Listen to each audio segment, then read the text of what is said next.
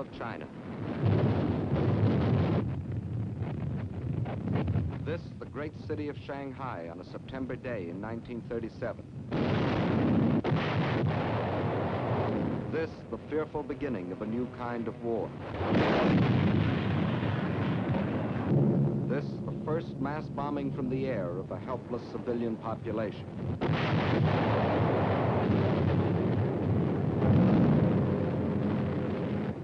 Why?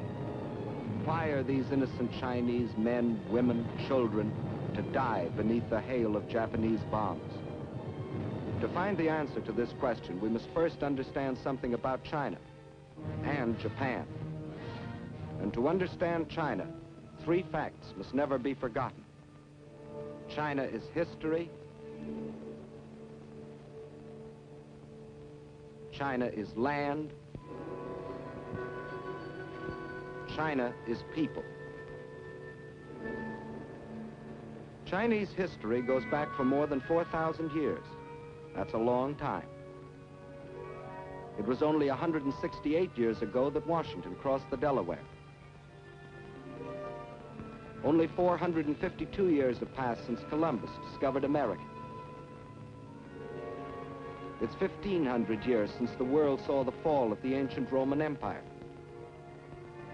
3,400 years have gone by since Moses received the Ten Commandments. 3,700 years have passed since the pyramids were built.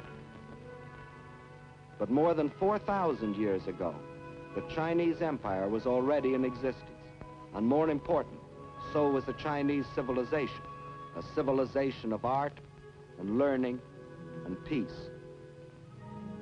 Yes, China is history.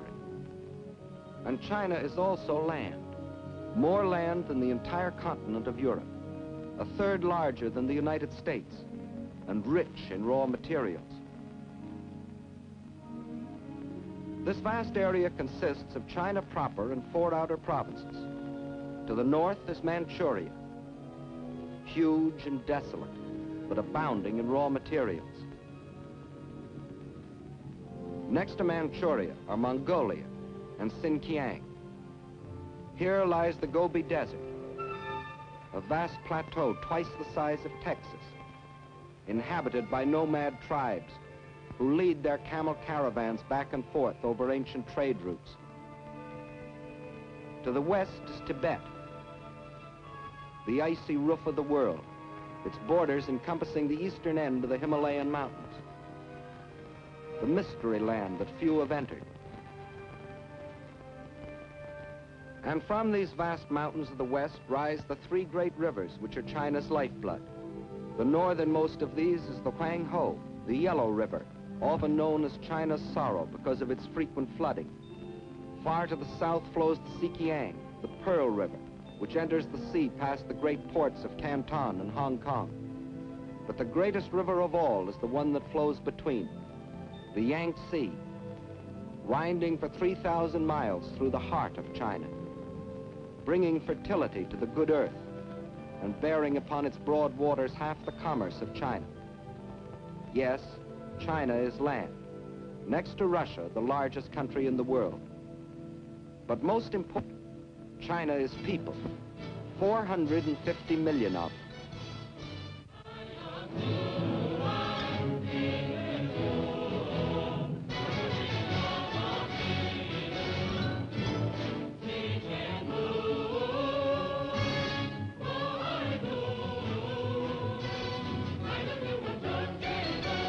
If the whole population of China were to walk past you, 4 abreast, there would never be an end to the procession, for new Chinese would be born and would grow up before the last man could pass by. Of every 5 persons on the face of the earth, 1 is a Chinese. And since 1/5 of all the human beings in the world are Chinese, we should know what sort of people they are. Well, in all their 4,000 years of continuous history, they have never waged a war of conquest. They're that sort of people. They developed the art of printing from movable type. They invented the mariner's compass, without which no ocean could be crossed. They were among the first astronomers, and their observations of the stars and planets made possible the accurate measuring and recording of time. They are that sort of people. And why do we call our dishes China? Because the Chinese invented the art of making porcelain. And as we all know, they invented gunpowder, not as a weapon of war, to celebrate their holidays and religious festivals.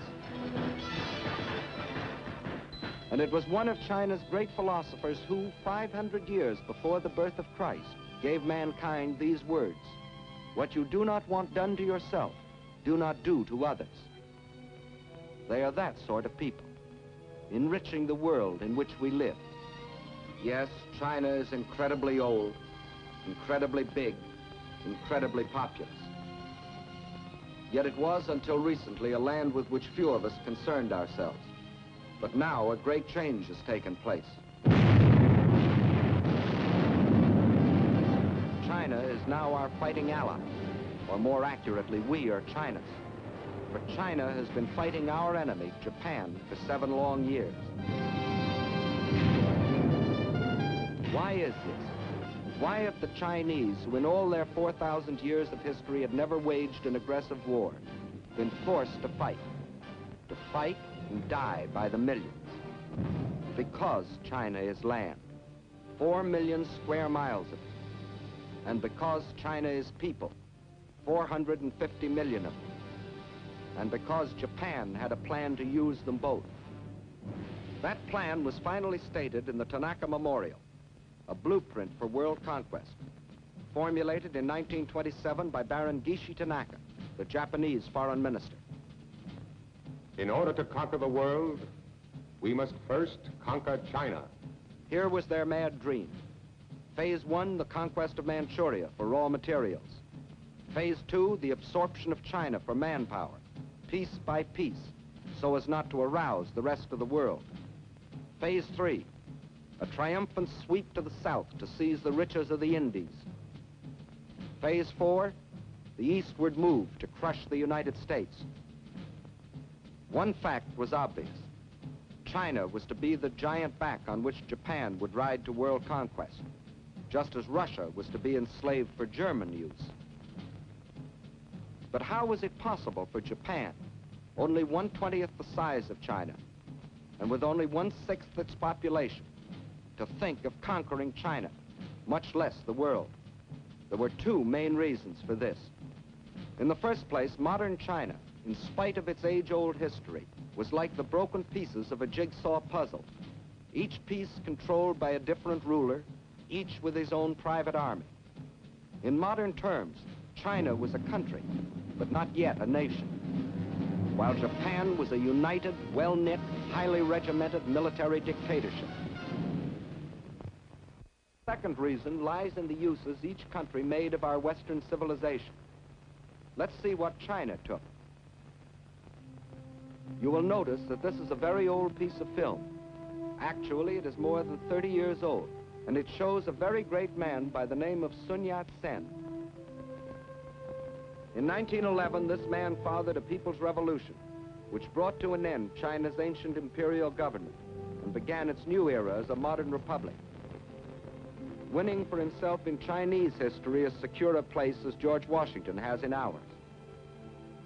And he and his followers chose for the cornerstone of their new republic Chinese words that echoed those of another believer in democracy. Of the people, by the people, and to make